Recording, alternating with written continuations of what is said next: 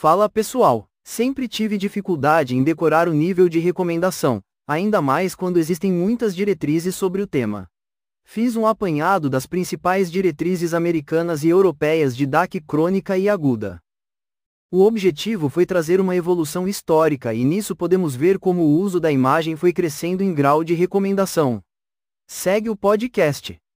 Bem-vindos à nossa análise aprofundada. Hoje o foco é uma ferramenta que tem vindo a ganhar, cada vez mais destaque na cardiologia intervencionista, o ultrassom intracoronário, o IVUS. Isso mesmo. Para quem se prepara para provas de título, seja da SBHCI ou da EAPCI, ou simplesmente quer tapar das melhores práticas, entender quando e como usar o IVUS é, fundamental. Exatamente. E hoje temos em mãos as diretrizes mais recentes das principais sociedades, a HCC americana e a SC europeia, tanto para doença crônica quanto para síndromes agudas. Ótimo. A nossa missão aqui é mergulhar nesses documentos, destilar o que dizem sobre o IVUS, comparar e ver o que é crucial mesmo para a prática. Parece-me um excelente plano, porque a angiografia sozinha, apesar de ser o padrão por tanto tempo, ela tem as suas limitações, certo? O que é que o IVUS traz de novo, que a gente não vê na anjo? Esse é o ponto de partida fundamental, né? A angiografia, ela dá uma imagem 2D,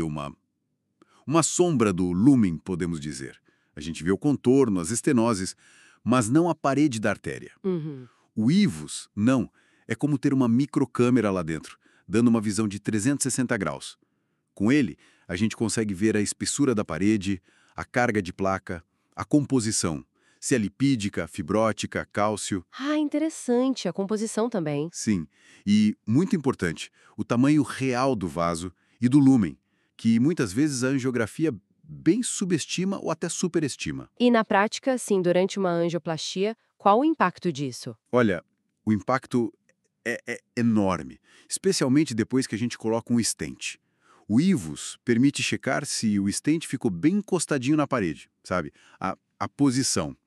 E se ele abriu o suficiente, a expansão. Entendi. A posição e expansão. Isso, porque má posição ou subexpansão são fatores de risco conhecidos para complicações bem sérias. Como a trombose de stent. Exatamente, a trombose de stent, que é um evento catastrófico, ou a reestenose, que é o vaso entupir de novo. Então o IVUS ajuda a otimizar a PCI, a angioplastia, buscando resultados melhores e mais seguros para o paciente. Garante que a gente atinja a área que precisa e evite essa subexpansão, que é um preditor chave de falha. Fica bem claro o valor.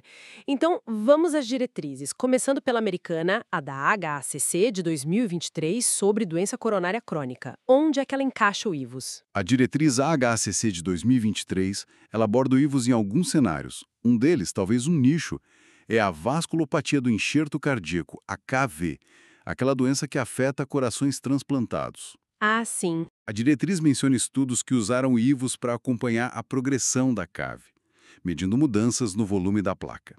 Mas, veja bem, ela não dá uma recomendação formal, com classe e nível, para o diagnóstico de CAV ali naquela sessão.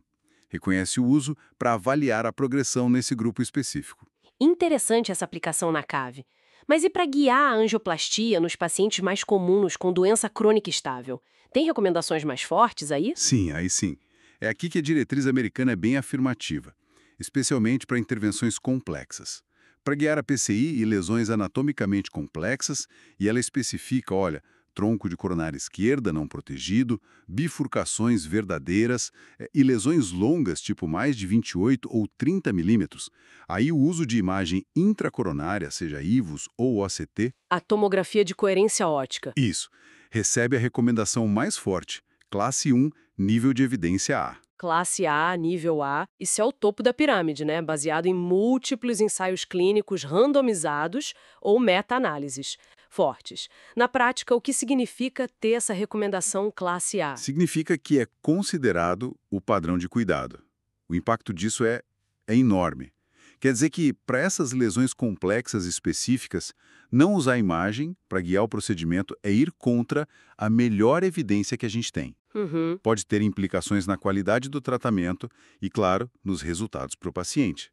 É, de fato, uma mudança de paradigma em relação a como a gente fazia, 1 ou 2 décadas, que era muito mais só na base da angiografia. Realmente uma mudança e tanto. E quanto a avaliar o resultado depois de uma PCI de rotina, num caso não complexo, a HA-ACC recomenda o IVUS também? Olha, aqui a diretriz americana foca mais na avaliação funcional, ou seja, na fisiologia. Ela diz que medir a pressão dentro da artéria, depois do procedimento, com FFR ou IFR, ou usar índices da angiografia como QFR, isso pode ser considerado. É uma classe 6B, nível B. Pode ser considerado. Exato. Para identificar lesões residuais que poderiam causar isquemia e talvez precisar de mais tratamento. Mas não tem uma recomendação específica para usar IVUS rotineiramente para avaliar o resultado final em lesões não complexas. A força dele, como a gente viu, é para guiar a intervenção nos casos complexos. Entendi. Então, a recomendação forte é para guiar o complexo, mas não necessariamente para checar o resultado em todos os casos. Isso não cria uma certa, sei lá, desconexão? O IVUS não ajudaria a confirmar o bom resultado mesmo nos casos mais simples? É uma ótima pergunta e reflete um debate que existe sim. Tem cardiologistas que defendem o uso mais liberal do IVUS pós-PCI, né? Argumentando que mesmo em lesões que parecem simples na anjo, o IVUS pode achar uma subexpansão ou um problema na borda do stent. Pois é.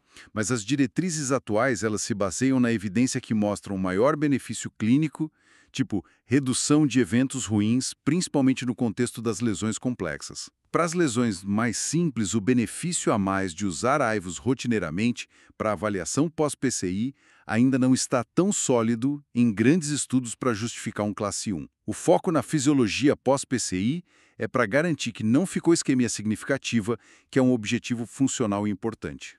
Como é que a ESC, a Sociedade Europeia de Cardiologia, aborda o IVUS no cenário agudo, nas síndromes coronárias agudas, segundo a diretriz de 2023? Muda muito a abordagem quando o paciente chega na emergência? A abordagem da ESC na CAD 2023 é um pouco diferente. Talvez mais cautelosa se a gente comparar com aquele classe 1A para doença crônica complexa. Para guiar a PCI em geral na SCA, a recomendação europeia é que a imagem intravascular, IVUS ou OCT, deve ser considerada. Isso é classe 2A, nível de evidência B. Classe 2A, nível B, deve ser considerado. Baseado em um ensaio randomizado ou grandes estudos não randomizados, é menos forte que o classe 1A, parece um pouco tímido, não?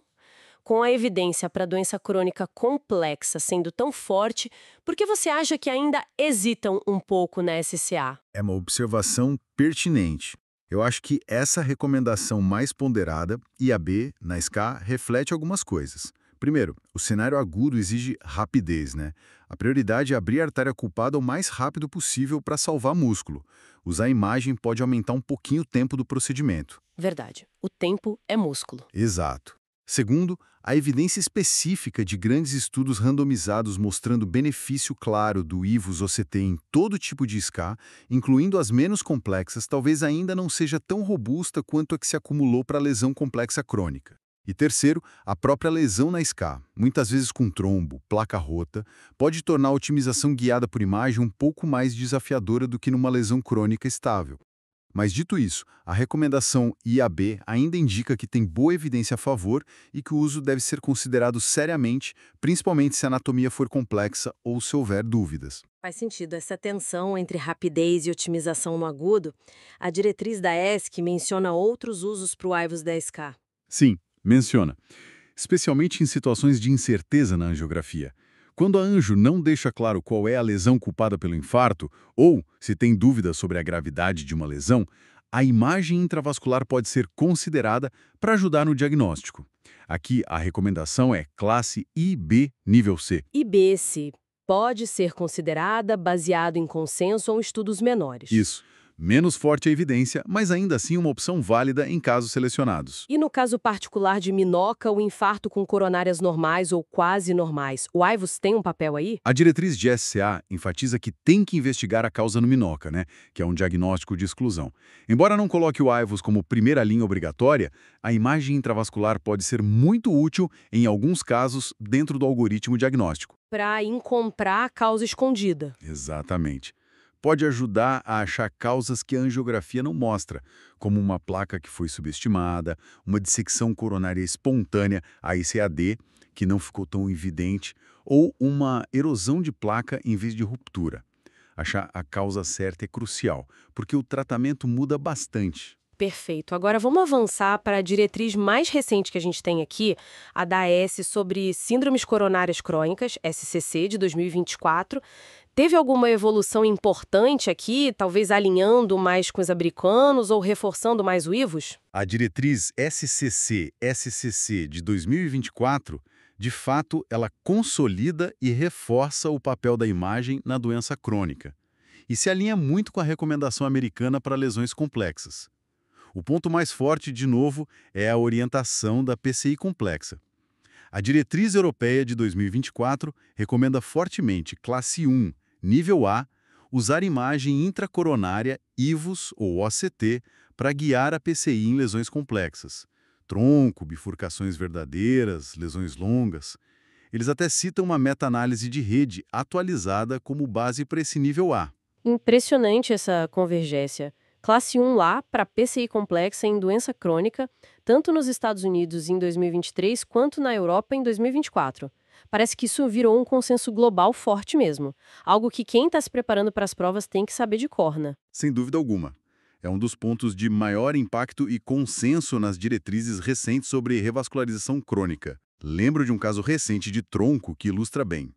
A Anjo mostrava uma estenose que parecia moderada, talvez 50% a 60%. Mas como era tronco, a gente foi usar IVUS seguindo a recomendação. E o que o IVUS mostrou? Revelou uma área luminal mínima bem menor do que a gente suspeitava pela Anjo e uma carga de placa enorme. Isso mudou totalmente nossa abordagem, reforçou a indicação de revascularizar. Sem o IVUS, a gente poderia ter subestimado a gravidade. Excelente exemplo prático da importância dessa recomendação. A diretriz ESCC 2024 traz mais alguma novidade sobre o IVUS na doença crônica? Sim, adiciona umas nuances interessantes. Diz que o IVUS pode ser considerado classe 2A nível B como um complemento à avaliação funcional com FFR para ajudar a decidir se adia ou não a revascularização em estenoses intermediárias do tronco. Ah, no tronco intermediário. Isso.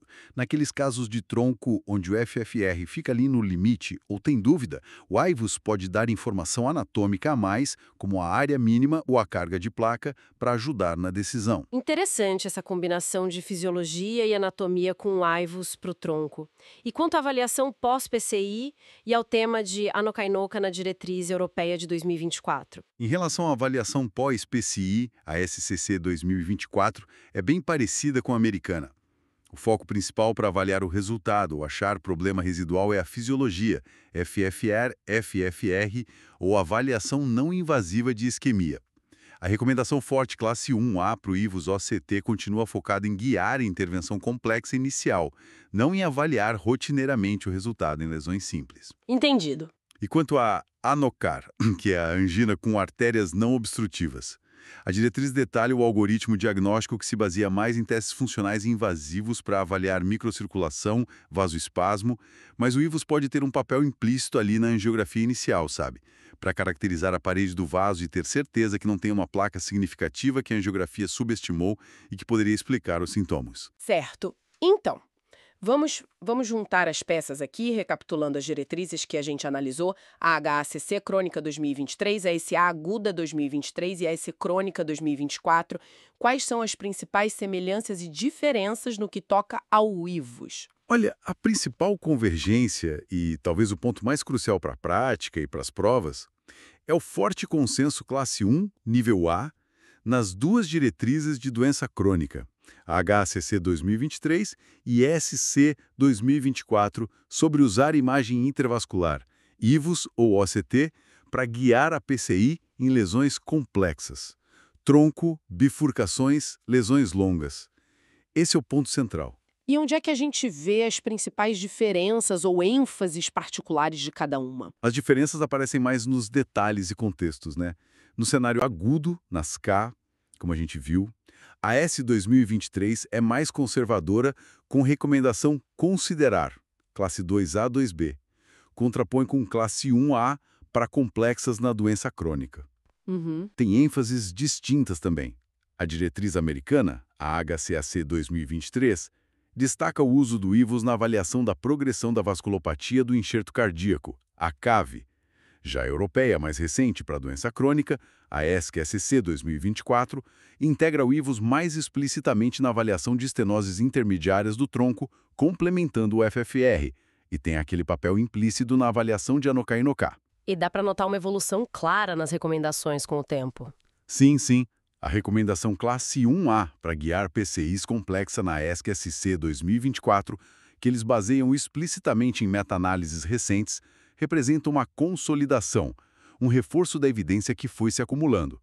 Isso solidifica o papel da imagem nessas situações de alto risco como padrão de cuidado, reflete a maturação do campo e a força dos dados atuais. Perfeito. Então, para quem está se preparando para a prova de título da SBHCI ou da IAPCI, ou só quer aplicar as melhores práticas no dia a dia da hemodinâmica, quais seriam os pontos essenciais para levar dessa análise sobre IVUS? Podemos resumir em alguns pontos-chave, pensando exatamente nesse público. PCI complexa é classe 1A, esse é o ponto de maior consenso e importância. A HCC 2023 e ESC 2024, nas diretrizes de doença crônica, dão recomendação máxima 1A para usar IVUS ou ACT para guiar intervenção em tronco, bifurcação verdadeira e lesão longa. É muito provável que isso caia na prova. Saber isso é fundamental. Ponto número 1, claríssimo. Qual o segundo? Segundo, Síndrome coronária aguda, SA, é classe 2A e B na ESC, é importante diferenciar. Na SA, a recomendação atual da ESC 2023 é considerar IA para guiar PCI em geral e B para lesões ambíguas. É menos forte que para PCI complexa crônica. Entender essa nuance entre crônico, complexo e agudo é crucial. Ótimo. Terceiro ponto. Terceiro, não é recomendado rotineiramente para todas as lesões ou pós-PCI. Nenhuma diretriz atual recomenda o uso rotineiro de IVUS para todas as angioplastias ou para avaliação pós-PCI sistemática em lesões não complexas. A ênfase na avaliação pós-PCI, quando existe, é mais na fisiologia, FFR, FRI, QFR, para ver se ficou isquemia. O IVUS brilha na orientação da PCI complexa. Essencial saber onde não é, pelo menos ainda, recomendado rotineiramente. Quarto ponto. Quarto, lembrar dos contextos específicos. Vale ter em mente os nichos. A avaliação da progressão da vasculopatia do enxerto cardíaco, CAV, ênfase HACC, ajuda na decisão em estenoses intermediárias do tronco junto com FFR, SC 2024, e como ferramenta auxiliar na investigação de ANOCA-INOCA, para excluir doença obstrutiva não aparente, implícito na SC 2024. E por último, talvez o mais importante para entender o porquê disso tudo. Quinto, o racional é sempre a otimização. A justificativa por trás dessas recomendações, especialmente o classe 1A para complexas, é a capacidade do IVUS de otimizar o procedimento. Isso quer dizer melhor escolha do tamanho do stent, garantia de boa expansão e aposição, achar e tratar problemas nas bordas do stent, como dissecções que a anjo não vê, e entender melhor a placa. O objetivo final é melhorar os resultados clínicos a longo prazo, reduzindo falha do stent, como reestenose e trombose. Excelente síntese. Fica muito claro que o IVUS deixou de ser só uma ferramenta de pesquisa para se tornar parte integral do nosso arsenal em cenários bem definidos, né? Com recomendações fortes, baseadas em evidência sólida, principalmente nas intervenções mais complexas. Sem dúvida, as diretrizes refletem essa maturação. A tendência é usar a tecnologia que a gente tem para refinar as nossas intervenções justamente onde elas podem fazer a maior diferença clínica. E isso nos leva a uma questão interessante para o futuro, né? Fique curiosa. Qual seria essa questão? Com a tecnologia de imagem ficando cada vez melhor, mais rápida, talvez mais acessível e com mais estudos saindo, será que a gente vai ver o papel do IVUS se expandir ainda mais nas próximas diretrizes? Será que ele pode virar rotina mesmo para lesões menos complexas, buscando a perfeição ali na imagem em todos os casos? Ou será que a avaliação funcional, a fisiologia, vai continuar sendo o árbitro principal, tanto para decidir se trata, quanto para avaliar o resultado final, focando mais na isquemia?